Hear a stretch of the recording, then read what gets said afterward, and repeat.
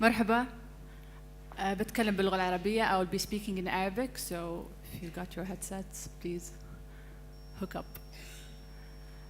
طبعا أنا أتشرف اليوم بوجودي معكم اليوم مع السبيكرز، وأهم شيء أيضا في ملتقى أعتبره يعني أفتخر فيه، ملتقى نلتقي فيه والأفكار تلتقي فيه، نتكلم نحاول نحصل حلول للكثير من التحديات.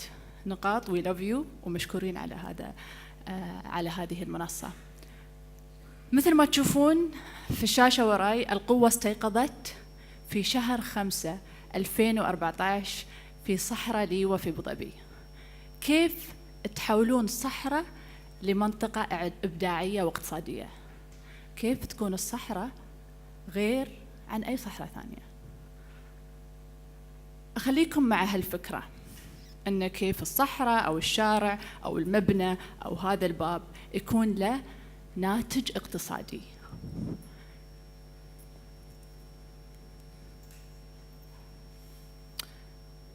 من 25 سنة تقريبا كنا نتابع افتحيا سمسم.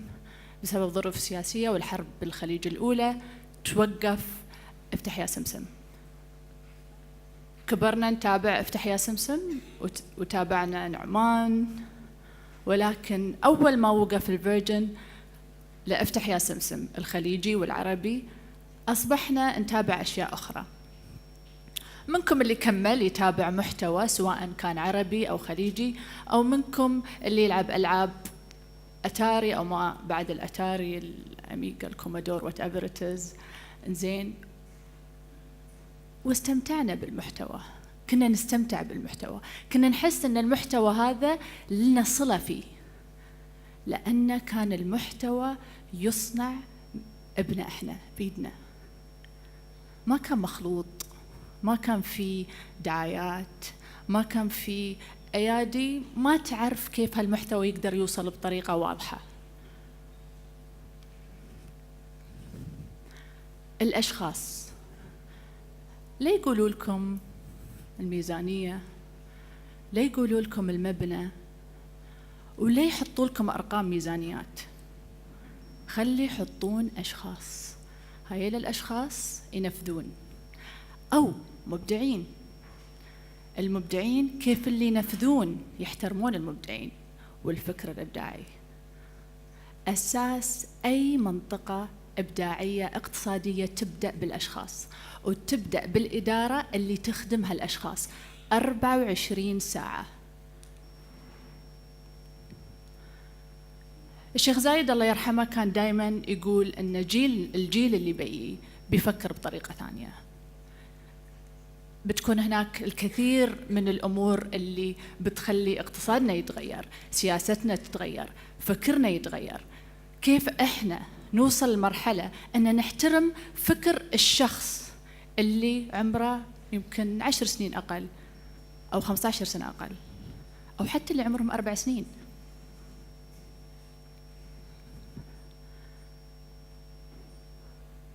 أي عامل لقيام منطقة اقتصادية إبداعية ما نقدر نشتغل فيها بروحنا، لازم يكون هناك الأشخاص المتخصصين، يجب أيضاً المبدعين، الإداريين، الحكومة اللي بتدعم، وأيضاً المعدات اللي تدعم. ففكروا في مبنى، إحنا في هالمبنى لازم نتأكد أن هالمبنى يسهل لكل شخص أي معاملة من ألف إلى الياء.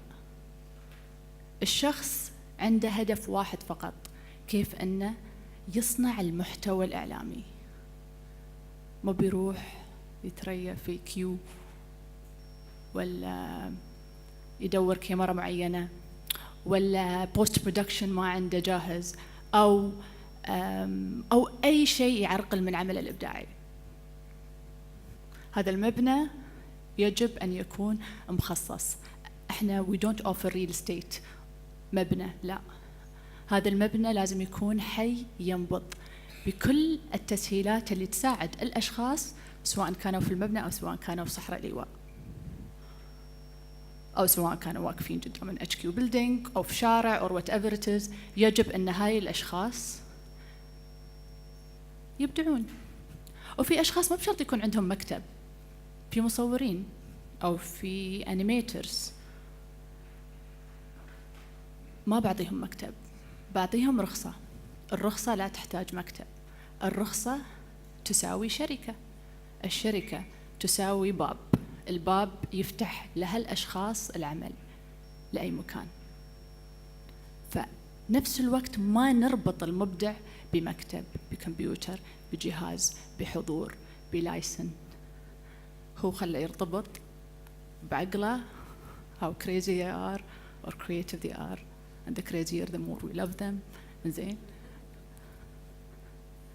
and let them create. هذه لقطة من Fast and Furious 7. بشرح لكم how did it take place، كيف إن Fast and Furious ليش وصل أبو ظبي. وصل أبو ظبي لأن هناك مقومات. المقومات هي كيف إن تجذب الإنتاج سواء العربي سواء العالمي سواء البوليوود في منطقتك. وأتذكر يوم كان تصوير الفيلم، قبل تصوير هذا الفيلم يعني اتصال في العيد، رئيس الإنتاج عندنا قال لي نورا I have bad news.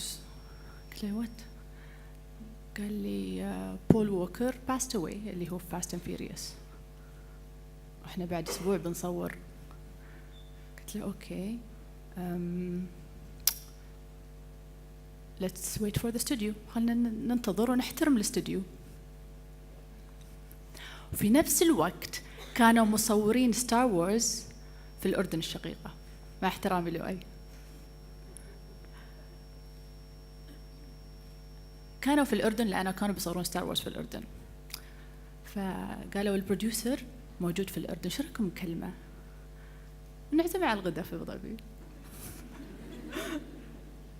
عزمنا على الغداء وكلمنا الأسبوع اللي عقبه، وقال كل اللوكيشن مانجرز بيحضرون أبو ظبي عشان يبون يشوفون الصحراء واللوكيشنز. قلنا أوكي. يوم أبو ظبي شافوا الصحراء، ما كانوا they weren't happy، ما كانوا مستانسين، لأن خلاص هم هالبروديوسرز اللي يحترم فيهم when they look in a location they look the location and they live the film. We made them happy and we facilitate we تأكدنا أن إحنا نسهل تصوير فيلم ما كنا نتوقع أنه بني بأبو ظبي، لأنه بيتأخر فيلم Fast and Furious، فهاي كانت فرصتنا. وما توقعنا أن Fast and Furious بيصور في نفس السنة، لأن قلنا بول ووكر من صميم الفيلم، وبعدين لا لقطات كثيرة بتكون في أبو ظبي. بس طبعا هو عنده أخوين وكانوا يشتغلون بالديجيتال افكتس، كل موست بول ووكر تشوفونه في فيلم فاست اند فيريوس 7 هو للأسف مش بول ووكر، اخوانه.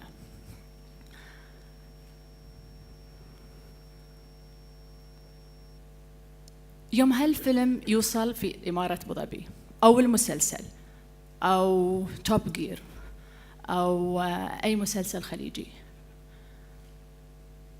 يستوي economic impact، أثر اقتصادي مش بس في المنطقة اللي صار فيها التصوير، ولكن في المدينة ككل، من الطيران، من الفنادق، ومن أيضاً القطاع السياحي كيف إحنا نساعده.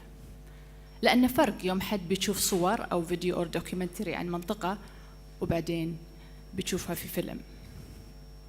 وبهالطريقة المنطقة أو الاقتصاد الإبداعي ما نشتغل بروحنا، نكلم هيئة السياحة ترى بنصور هالفيلم، الفيلم بيوصل نمبر 3 في التوب ليست وهالأمور كلها.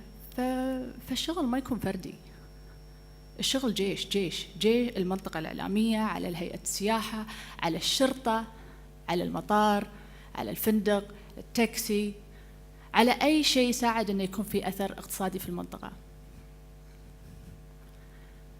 كيف فكرنا أن نركز، أو شو هو الهوك اللي إحنا استخدمناه في الأفلام أو أي محتوى نشتغل فيه، سواء كان حتى المحتوى ديجيتال أو سواء جيم أو سواء كان أنيميشن. هذا المبنى، وهذا المبنى ترى temporary، أعطونا إياه 3 سنين، لين الحين إحنا موجودين فيه 7 سنين، وما عندنا مبنى واحد، عندنا أكثر. في 2007 إمارة أبو ظبي قررت أنها تنشئ منطقة إبداعية إعلامية. في 2007 كانت عندنا قناة واحدة بس في إمارة أبو ظبي، هي تلفزيون شركة أبو ظبي الإعلام، تلفزيون أبو ظبي.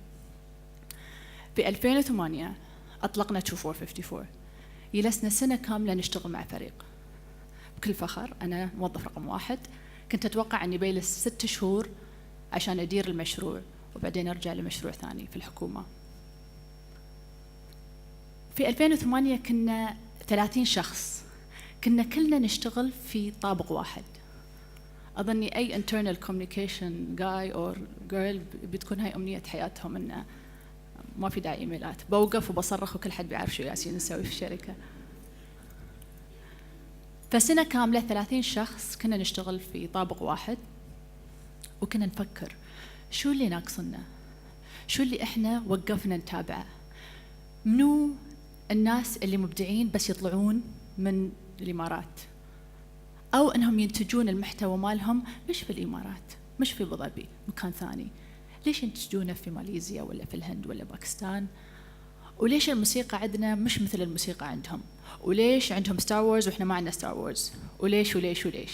فبدينا نسأل هالأسئلة، وكيف أن إحنا يكون عندنا منطقة اقتصادية ولكن في نفس الوقت تنمي مواهب المبدعين، سواء مثل ما ذكرت لكم بالمبنى، بالبوست برودكشن، ولكن بتدريب أيضا الأشخاص اللي يشتغلون في هذه الأفلام. في فيلم ستار وورز ولا فاست اند فيوريوس ولا المسلسلات السورية أو ما إلى ذلك، يجب أن يكون عندنا إماراتيين يشتغلون على الست. نقول لهم ترى الست مش مثل المكتب، مش مثل الوظيفة الحكومية. إذا حد صرخ عليك وقال go do me coffee، تروح تسوي كوفي and you're smiling، لأنه بيكون على your resume ولا على your CV إنه you have experience مع 700 شخص في مكان واحد، وبعدين تسافرون مكان ثاني وتكتسبون خبرة، بعدين ترجعون. هذا الوقت اللي بيشوفون فيه مو بأوفر واحد، 4 أوفرات. الإماراتيين اللي عندنا اللي مثلا تدربوا في الأفلام أو المسلسلات يرجعون. 2454 منطقة كوميرشال اقتصادية ولكن مدعومة بالحكومة، لكن أمنيتنا إن إحنا بدل ما نكون 200 شخص نكون 30 شخص مرة ثانية، لأن الناس اللي لازم يكونون أكثر عن اللي يسهلون الخدمات هم المبدعين، هم الشركات الخاصة. فهالإماراتيين يرجعون، وبدال ما أنهم يقدمون على 24 يروحون عند شركات الإنتاج، اللي ماسك جريد، اللي ماسك أنيميشن، اللي ماسك editing ساوند فيديو، فاينانس، HR، أي شيء يخص القطاع. هذا القطاع ليس فقط للمبدعين ولكن أيضا للأشخاص اللي يدعمون المنطقة الإبداعية.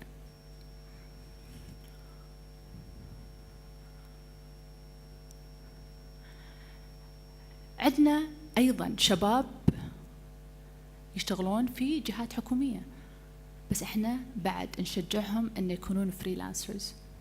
فهاي المنطقة فيها شركات وفيها أشخاص، ولكن أيضا الفريلانسرز هذا مفهوم جديد شوية بالنسبة للإماراتيين، لأن مهم عندهم يكون عندهم وظيفة كاملة بدل ما أن يكونون وظيفة فريلانس، بارت تايم جوب يمكن يسمونها. مهم عندنا أيضا أن يكونون جزء من هالسكيم. هذا المبنى صار 7 مباني. عندنا مشكلة الحين which is a good problem إنه ما في space. It's okay. شافت الحكومة إن creative cluster انبنى organically. يلا نورا بنعطيكم أرض. Good. بس ما نبى الحكومة تبني الأرض. لأن we proved a commercial model. وهالcommercial model عقب ما you prove it you go to the private sector. The private sector إحنا we will build it for you. لازم كل شخص يكون عنده إن I'm a creative, I want to have a sustainable media, a sustainable sector, شيء مستدام, قطاع مستدام. وفي كل عمل سواء كان في الإبداع أو غير الإبداع هناك خسارة وربح.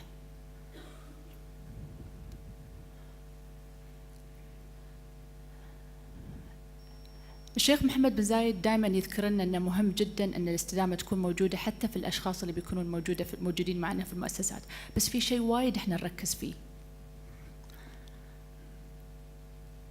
الأشخاص اللي موجودين في 2454 سواء الإماراتيين سواء العرب سواء الأجانب سواء الآسيويين كلهم جزء من هالقطاع. هالقطاع ما ينبنى بس بإماراتيين، مثل ما دولة الإمارات 200 جنسية تشتغل.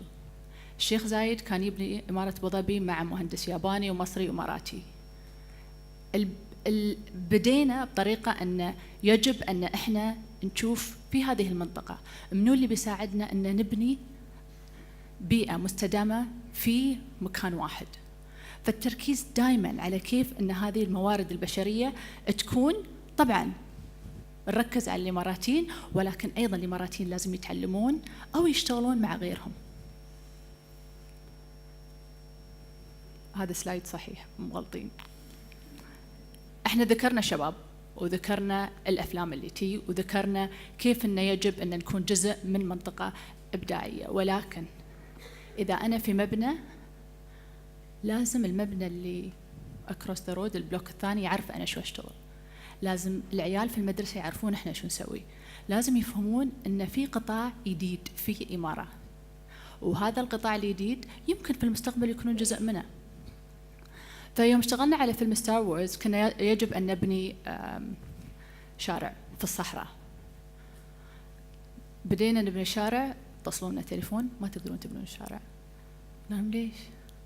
قالوا لأن الصحراء البناء فيها لازم يكون مختلف، لأن الرمل بيئيا ما نقدر نضره، ففي مواد نركز عليها في هيئة البيئة يجب أن نستخدمها بالبناء وخاصة في صحراء ليواء.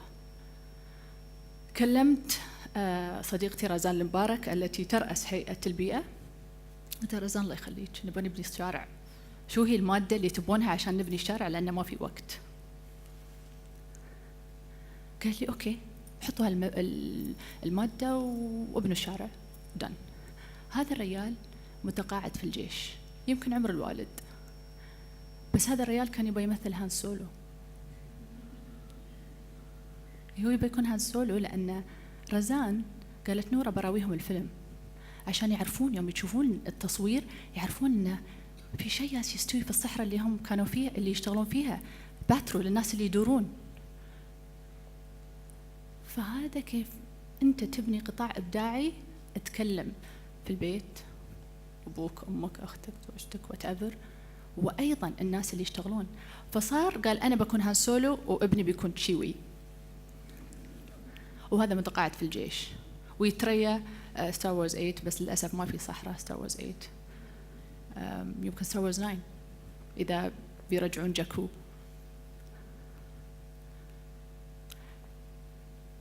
في 254 في شيء اسمه المختبر الإبداعي. المختبر الإبداعي يركز على فئة الشباب، نقدم لهم دعم مالي ولكن ما يشوفون المال. المال هذا يكون بالمشروع نفسه، وإذا مش المشروع البزنس موديل، وشو هي الأشياء اللي لازم يتحذرون منها، وشو الأشياء اللي بتساعد البزنس موديل مالهم. إذا كان فيلم، إذا كان أبليكيشن، إذا كان أغنية، إذا كان بودكاست، whatever it is. بعد ما ندعمهم ما نتريا منهم يردون يقولوا لنا حصلنا هالمبلغ، نحط لهم رقم بس we never do it, we never نطلب منهم الكوميرشال انكم اللي بيرجع لهم من مشروعهم. ودائما تكون أمنيتنا إنه في منهم بيكونون في مبنى أو في شركة كبيرة وبيساعدون على الاستدامة، وأيضا بيلهمون غيرهم. بس أهم شيء في هذا الموضوع إن إحنا نتواصل مع هاي الشباب. يكون المختبر الإبداعي الأشخاص اللي موجودين فيه سواء في المدرسة سواء في الجامعة سواء بيدرسوا في الجامعة يغيرون تخصصاتهم لأنهم يبون يشتغلون في الميديا، لأنهم شافوا أن في قطاع. فهذا القطاع ما بيكون في مستقبل إذا الشباب ما كان لهم مستقبل في هذا القطاع. أكثر من 50% عمرهم تحت 25 سنة. في منهم شباب أريد أسوي بوكينج معاهم في التصوير، they're fully booked. we created a job حقهم، حتى لو هم يدرسون، يمكن عقب ما يدرسون بيصورون.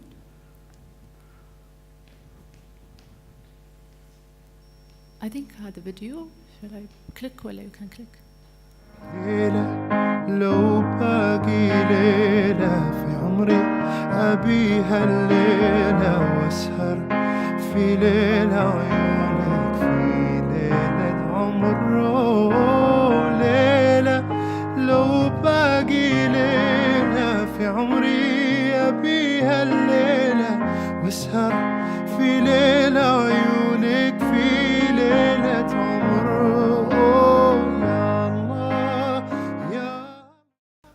راشد النعيمي.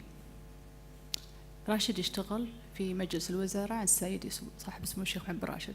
very serious job. ماسك الميديا. excellent editor video.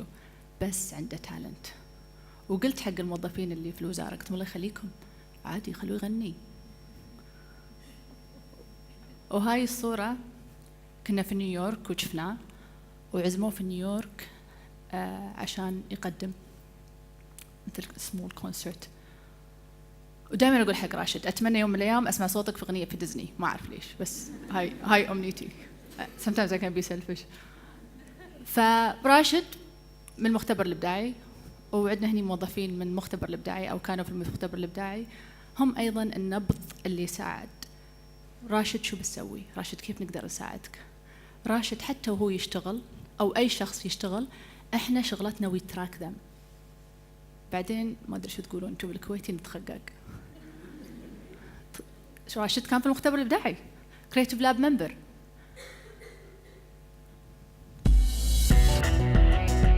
توستر برودكشن شركة صغيرة ستارت اب، فتحت الشركة من سنة، وأنا أشتغل منتجة بالإنجليزي creative producer، أشتغل منتج تنفيذي حق مشاريع جديدة. لأني مواطنة أقدر كنت أفتح في مكان برا 2454، بس خذت قرار أني أفتح في 2454 لأن أنا بكون فعلياً في الزون، يعني بكون موجودة في مكان أصلاً قاعدين يصرفون فيه المحتوى. سوينا إحصائية في المنطقة الإعلامية، وعلى فكرة المنطقة الإعلامية 244 it's a free zone، يعني التملك فيها حتى حق الأجانب 100%. فمواطنين إنه يشتغلون في الفري زون أو إماراتيين، هذا شيء مش يعني يصير في الأماكن الأخرى. عفرة المرر كانت في المختبر الإبداعي، كانت مسؤولة عن إنتاج وتساعد الشباب ينتجون. قررت بعدين تفتح شركتها بروحها. طبعا عفرة المرر is always booked من إمارة أبو ظبي. تشتغل مع قناة اسمها بينونة. بس شو اللي يخلي هالقناة يوم تشوفها أحس إني مع أهلنا؟ لأن اللي تشتغل tailored content that is relevant to the audience. فعفرة عندها production company. فيوم سوينا إحصائية في 2454 نشوف، كنا نبغى نعرف عدد الجنسيات اللي موجودة في 2454 ونسوي بريك داون يعني عشان نعرف who are we attracting. 30% طلعوا إماراتيين. جلست مع أكثر عن إماراتي عشان نفهم why are you in 244. الإيكو سيستم، النتوركينج، الفاسيلتيز، اللايسنسينج. الحين لو عبد الله عنده أوراقه وجاهز وجوازه وكل شيء ويقول نورة أبغى أفتح شركة، أضمن له in 2 weeks you're up and running. 2 weeks. إذا عبد الله مش من الخليج، من بلد عربية، 3 weeks. Sometimes we take 2 months. Sometimes. بس في هال 2 months we nag. You nag. تتأكدون أن الأشخاص يقدرون يبدون شغلهم، لأن بعد عبد الله بي غيره وغيره وغيره. فاضل المهيري، عندي قصة وايد حلوة. فاضل المهيري بسرعة. فاضل المهيري أول فيلم سواه أو ثاني فيلم مش متأكدة، كان يشتغل منطقة في شركة حكومية ورجع وفتح عندنا. ما اشتكى، ما قال ما تعطوني فند. ترى احنا مرات نحب نشتكي، وين الدعم، وين الفلوس، ما تسوون لنا. يعني في ناس يحبون يشتكون عادي، وفي ناس ما يشتكون. فاضل ما كان يشتكي. فاضل استأجر بالبورد، ومن هالبلبورد حصل فلوس، ومن هالفلوس سوى فيلم. هاي الصورة لا في معرض الكتاب، ما حصل جود ببلشر لأن الكتاب بالإنجليزي، وشوي اتس نايس الساي فاي. أتمنى بعد أشوف فيلم لفاضل. الببليكيشن سواه في أمريكا، واتس جود بوك، موجود في كندل.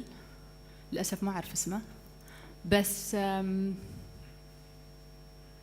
بيكوك something. بس الحلو في فاضل أن حتى لو نجاحه أو أن اللي دعمه خارج 2454 يرجع ويكمل. So don't give up.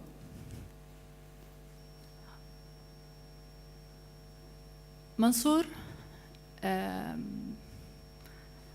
ما أدري إذا حد منكم يعرف منصور، بس هو محتوى محلي لإمارة أبو ظبي، لأن الإمارة مثل ما قلت لكم هناك الاقتصاد المستدام لازم ما يركز على النفط، فإذا ما يركز على النفط هناك الكثير من القطاعات التي لا تركز على النفط. مسلسل منصور يعطي الأطفال فكرة عن شو موجود في القطاع، شو موجود في أبو ظبي، مصدر إعلام، مريخ، قطاعات جديدة مش القطاعات اللي متعودين عليها. فمنصور برنامج أو رسوم متحركة being created في 244 في الكارتون نتورك. محمد العنزي مواطن كويتي من الأشخاص اللي درسوا في 2454 وطلعوا من أكاديمية كارتون نتورك، والحين هم من الأشخاص الرئيسيين في محتوى منصور. منصور الجزء الأول طور في سنغافورة، الجزء الثاني قلت بيستوي في أبو ظبي. محمد العنزي وفريقه أجانب وخليجيين وعرب بيشتغلون على محتوى، ولكن في المنطقة. المختبر الإبداعي هناك الكثير من الأعضاء. Creative Lab you can register. هاي دعاية الحين. When you register بيكون عندكم في platform write down your skills. يمكن يكون في تصوير فيلم you want to be part of it, animation, casting, whatever، أي شيء لصناعة المحتوى. عندنا 11,000 بس دائما ويمجر منو هم الأعضاء الفعالين. ليش؟ to track them. why؟ عشان نتخقق. دائما our stakeholders زين شغلكم هذا الفن والميديا والستار وورز، we have to show them the slide. we have to show them إن هذا ليش قطاع مستدام، لأن في استرداد نقدي. في إذا بتصورون في إمارة أبو ظبي ب100,000 بنرجع لكم إن كاش 30,000. transportation, facilities, hotels, everything. هذا this is the hook that will get it differently. فهالاسترداد النقدي، وأيضا في القطاع السياحي، وأيضا في الوظائف. عندنا 420 شركة، أكثر عن 3000 موظف في 2454. CNN broadcasting من 2454. CNN في شهر رمضان كان في واحد إماراتي يتكلم عن رمضان، فشيء جميل بعد 4 سنين أو 6 سنين من وجود CNN واحد إماراتي بقدرته طلع في CNN يتكلم عن رمضان. هذا اللي هو إحنا نبي نسويه. حتى الشركات العالمية ما نلومها لأنهم يمثلوننا بطريقة مختلفة، نلوم نفسنا لأن الستوري تيلينج موجود، بس الستوري ميكينج is not there yet.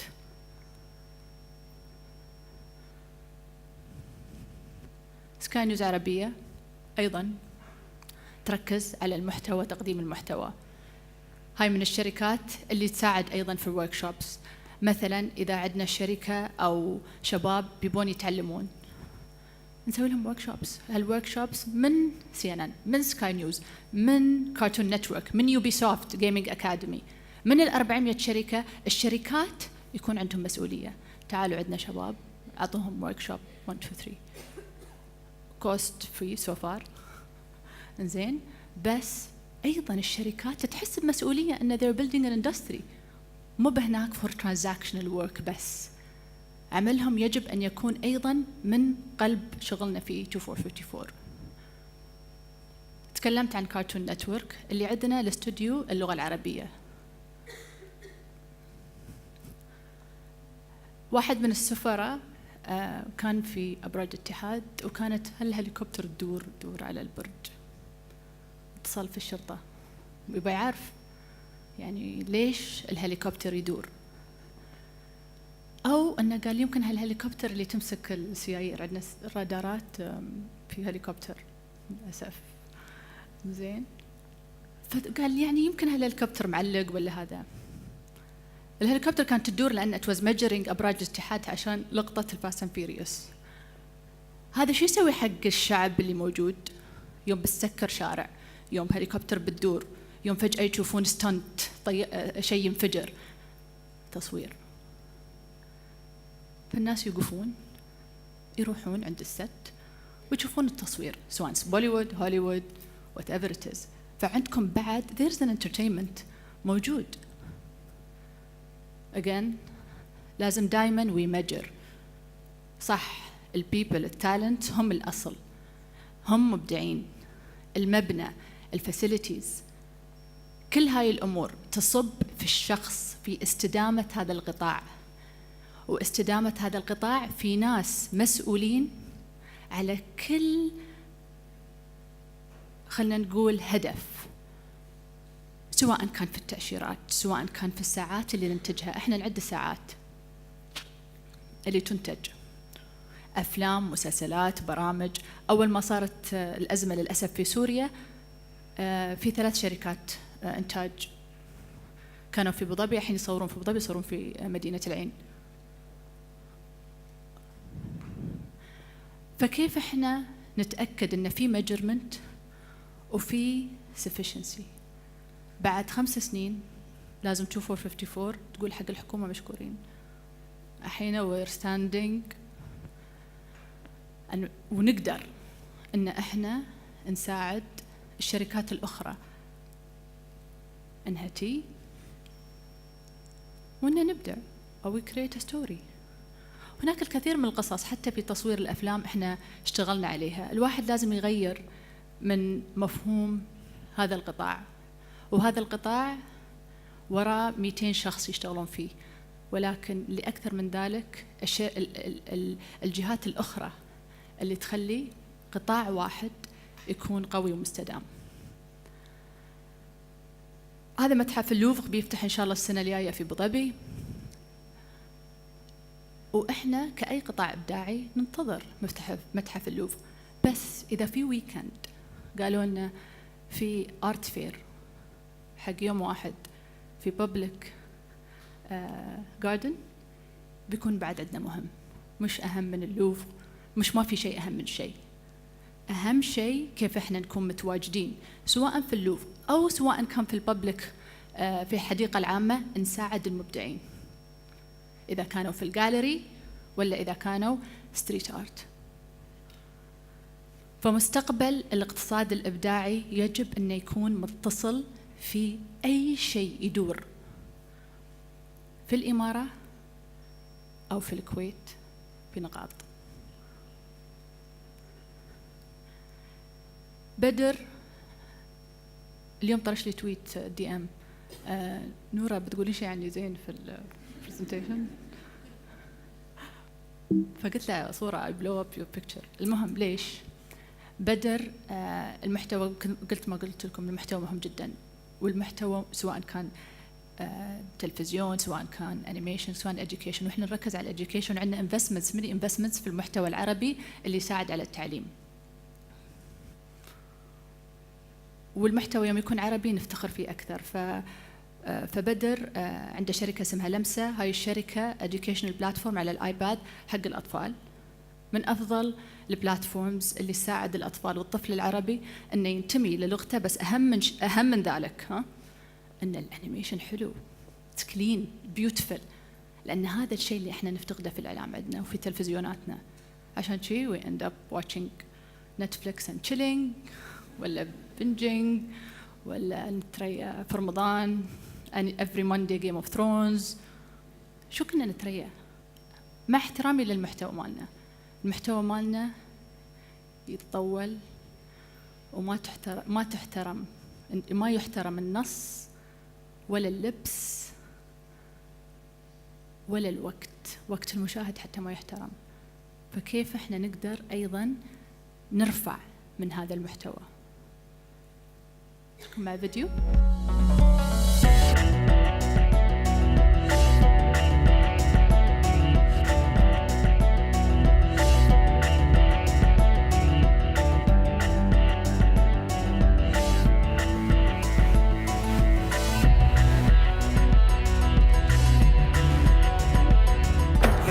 At the Emirates Palace in Abu Dhabi. It's a bit different to what the Fast and Furious franchise have seen before in the past.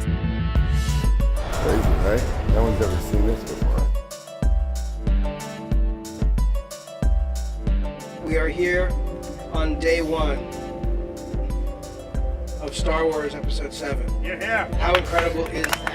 We'd like to thank you, everyone in Abu Dhabi, for an incredible experience shooting there. The country was phenomenal. The support was incredible. But we had such an incredible time, and thank you so much for giving us your gorgeous country to form the backdrop of Jakku in The Force Awakens.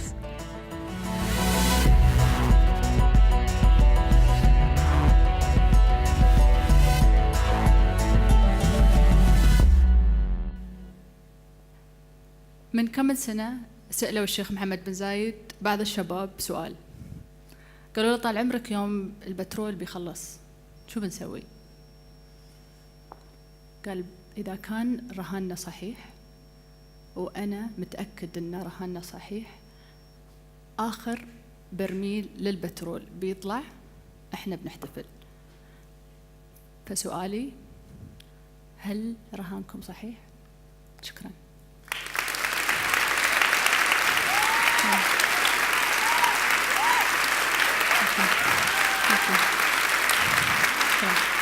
شكرا.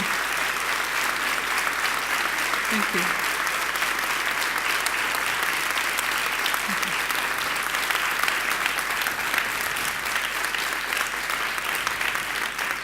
شكرا. مرحبا نودا. هلين. بس I was curious in why did you decide to focus on media and film specifically among all other creative sectors? Excellent question. Thank you, Dima. We focused on film لأنها هو الشيء النيش أو الفاكيوم اللي موجود. زين. وبعدين في نفس الوقت في also خلينا نقول الطلب أنه يجب أنه يكون هناك قطاع مستدام. القطاع المستدام لازم دائما يشتغل. فكيف يشتغل؟ إذا كان فيه إنتاج محتوى هذا القطاع يشتغل. فالفيلم من القطاعات اللي ساعد، ولكن في الفيلم نفسه ديما في المصورين، في الميك اب ارتست، في الاتش ار، في الفاينانس، في everything. زين، هذا شيء منهم. عندنا اكسلريتورز. انا في بانل بعد شوي بتكلم عن الديجيتال اسبكت، عشان شيء ما تكلمت عن الديجيتال اسبكت. في الديجيتال اسبكت، في الاي اديوكيشن، في الاي كوميرس، التجاره الالكترونيه، هذا كله موجود. زين، لانه محتوى. المحتوى في كل هذا البلاتفورم يتغير، بس المحتوى واحد. ماجدة أبو فاضل، سؤال، هل في منافسة بينكم وبين مثلا دبي ميديا سيتي والام بي سي اللي فتحت كمان ستوديوز اللي عم بيعملوا فيها إنتاج، يعني مش عم بيصير في تنافس كتير؟ يس، في أكيد في تنافس. أولاً أحب أقول أن إحنا نشتغل very closely مع مدينة دبي الإعلامية. أنا والدكتورة أمينة الرستماني دائماً نتأكد أن ما حد، خلينا نقول، يستغل، لأن في النهاية إحنا في بلد وحدة، كل حد يختار. أنا هذا عندي الأوبشنز إن تكونوا موجودين في أبو ظبي، دكتورة أمينة تقول هالأوبشنز إن تكونوا في دبي، في الشارجة هاي الأوبشنز تكون في الشارجة. They choose. هم يختارون. MBC نصور معاهم مسلسلات، نبني باكلوتس. زين الحين اشتغلنا على يمكن 4 باكلوتس للMBC، مسلسلات أكثر شيء تكون سعودية. فما نقدر نتنافس مع MBC، لأن MBC احنا نقدم لهم خدمات، 244 تقدم خدمات، احنا ما نصنع المحتوى، شركائنا يصنعون المحتوى، احنا نسهل صناعة هذا المحتوى سواء للشركاء أو الشباب المبدعين. مساك الله بالخير، يعطيك العافية. فيصل البدر. هلا فيصل. أهلا فيك. بسألك عن الفري زون. Okay. Yes, if we have an office in Kuwait, are you planning to open in Kuwait, 2454? We were planning to open 2 years ago. But it didn't take 2 weeks, right? I think our time is up. It didn't take 2 weeks, right? Okay. It didn't take you 2 weeks to open in Kuwait. So the question is to open in Kuwait. Yes. زين. We collaborated، اشتركنا مع شركاء في الكويت. زين، ومنظومة المختبر الإبداعي كنا بعد نحب أن مش فقط تكون موجودة في الكويت، أيضا تكون موجودة في السعودية وتكون موجودة في أماكن ثانية. بس يمكن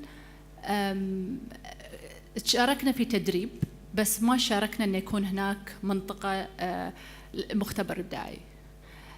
إذا في يعني خلينا نقول فرصة أن يكون هناك مختبر إبداعي في الكويت، أنا جاهزة. And what about the free zone? الفري زون في الكويت عاد على حسب الكويت. أنتوا عندنا إحنا؟ Yes, where to know more about it? You want to know more about it? 244.com. Thank you. شكرا. شكرا. شكرا دكتورة. Thank you.